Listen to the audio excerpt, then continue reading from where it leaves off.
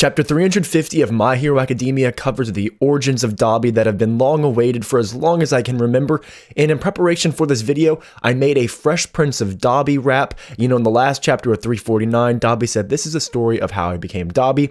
It gave me some Fresh Prince of Bel-Air vibes, but unfortunately that video was copyrighted, so I'll throw it in the brief corner where you can see a sped up version of me looking like an absolute fool. However, this is no time for rap. We are here to discuss chapter 350 of My Hero Academia because the spoilers just came out. So sit back, relax, have a little bit of water, and let's hop right into the video. So the chapter begins with the gorilla cop going to Dr. Garaki's cell, and the old man is talking to himself, saying that they have spent a long time looking for seeds to cultivate. Seeds that nurtured a hatred towards society and that could become receptacles for All for One.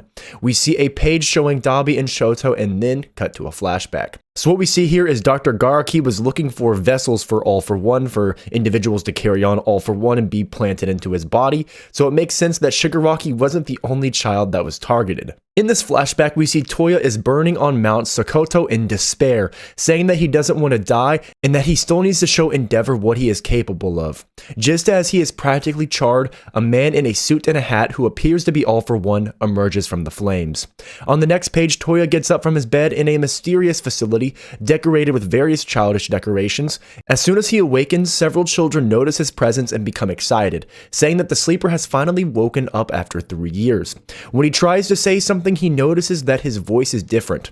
The children call the doctor and we are introduced to a bizarre figure with a sunflower face, and Touya asks to let him out, and the doctor refuses, saying that from now on, he will live there with his new family. Similarly to how All for One pulled up on Shigaraki after such an intense moment, All for One seems to have impeccable timing when it comes to things like this, which makes me think that perhaps All for One had something to do with this whole situation and this whole fire going a little bit too extreme. But it's also interesting that Touya woke up after 3 years. That is a very, very long time, and we'll see exactly what happened during these 3 years. In response to the doctor, Touya said he cannot accept this because he has said so many horrible things to his family and his father must be worried about him.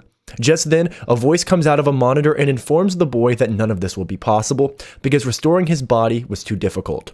The missing parts have been patched up using other people as a base, so he will no longer be able to use the full power of his flames.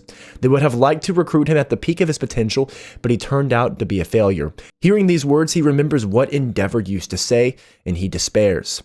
Dabi seems to be the Frankenstein of My Hero Academia, put together with missing parts of other people, and as notable, they said he won't be able to use the full power of his flames due to this.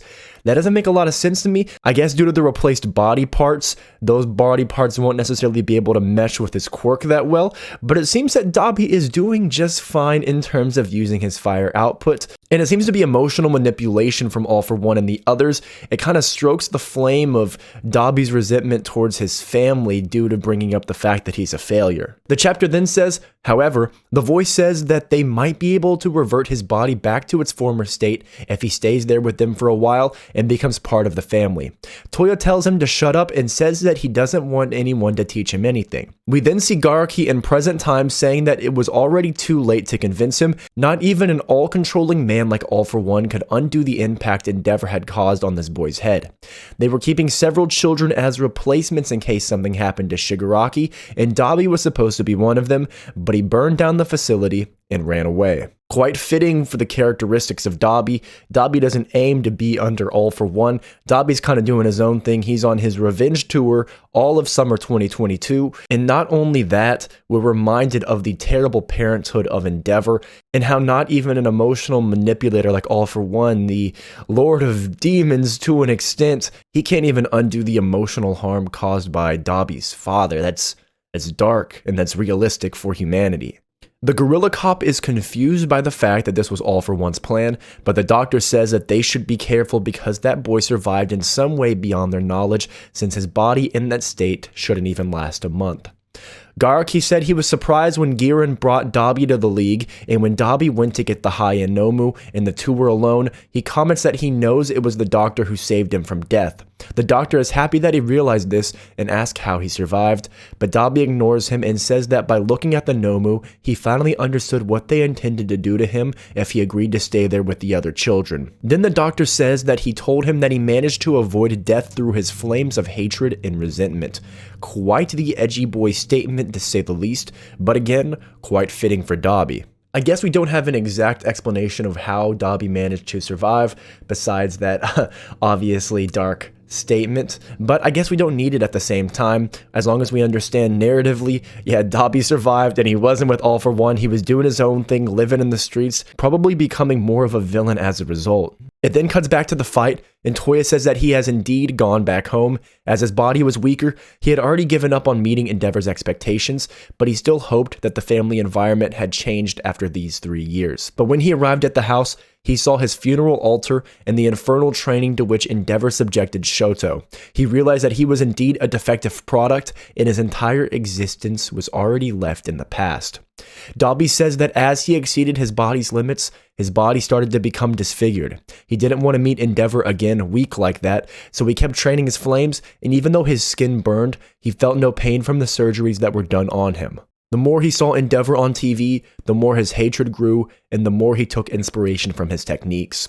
We see a flashback of him praying at the altar in the Todorki household, and he says that at this moment, Touya died, and in his place, Dabi was born. This is really heartbreaking. After escaping from All For One and Dr. Garaki, what Touya wanted, what Dabi wanted, was to see his family, and he had hope that things had changed, that the family was doing better, but instead, he saw that he was replaced, and it only makes sense that this would make his resentment grow, his distaste towards his father and his family exponential. And despite his father viewing him as a failure, Dr. Garaki viewing him as a failure, what Dabi sought was to become strong and that maybe one day he would please his father, but instead during the process of this he was hurting himself, he was burning himself, and now the emotional trauma from all this was compounding, and it instead turned towards hatred and a desire for revenge.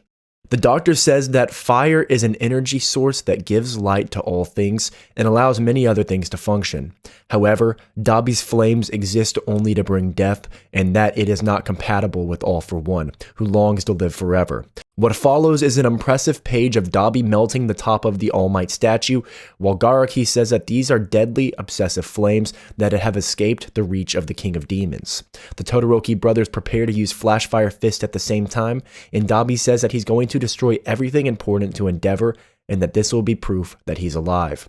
But Shoto says he won't let his stupid brother do as he pleases, and the chapter ends here. Often flames, narratively speaking, can bring life. Much like a phoenix, you rise from the ashes, but in the case of Dabi, in a tragic way, all his flames exist is for pure destruction and for pure hatred. I really love that in this flashback it reemphasizes the fact that Dabi is on his own mission. He doesn't give a damn what All For One is doing. He merely uses All For One just to get closer and closer to Endeavor, and they kind of serve a mutual interest to an extent. Not only does this chapter add to Dabi's depth, it also adds to the fact that All For One is a horrendous individual, and it sheds light on the fact that there were more candidates at stake who All For One was nurturing for the potentiality of being his next vessel. I'm excited to see in the eventual All For One flashback that's more fleshed out, who as well as Shigaraki and Dabi were part of these individuals, and if so, if they were failed experiments. It's kind of implied within this chapter they were turned to Nomu, which makes it even darker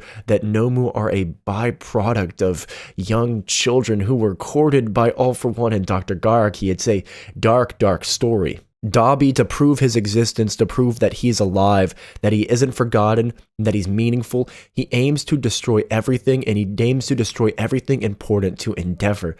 This is such a dark element, and it really reemphasizes the fact that Endeavor has been a bad parent for a long time, and it serves for an eventual possible redemption of Endeavor. Despite Endeavor's outward bravado, deep down it's obvious he has intense lamentations for how he's treated his family, how he's treated Touya, but I'm afraid I don't think that time can heal all wounds. This is a wound that has lasted in Dabi for far, far too long.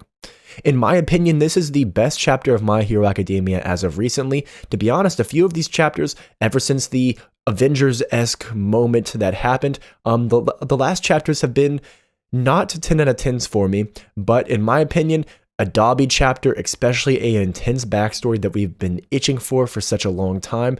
Really, this chapter was a solid 10 out of 10 for me. I absolutely love Dabi, and he's one of my favorite characters within the League of Villains. If you can even call him a member of the League of Villains, he's more so just Dabi serving his own purposes. This chapter was beautifully dark and intensive, and if you enjoyed this chapter, please let me know in the comment section below what you thought about chapter 350 of My Hero Academia. I know this past week there was a break in My Hero Academia, and the week before I didn't have time to make a video, but I'm glad to be covering My Hero Academia again on Thursdays. As always, guys, if you stuck around this long, please drop a subscription as it really helps out my channel, and we are itching closer and closer to 1,000. I hope you're all having a beautiful end to your week and that everything's going well in your lives. And as always, my friends, be greedier, and I'll catch you next time.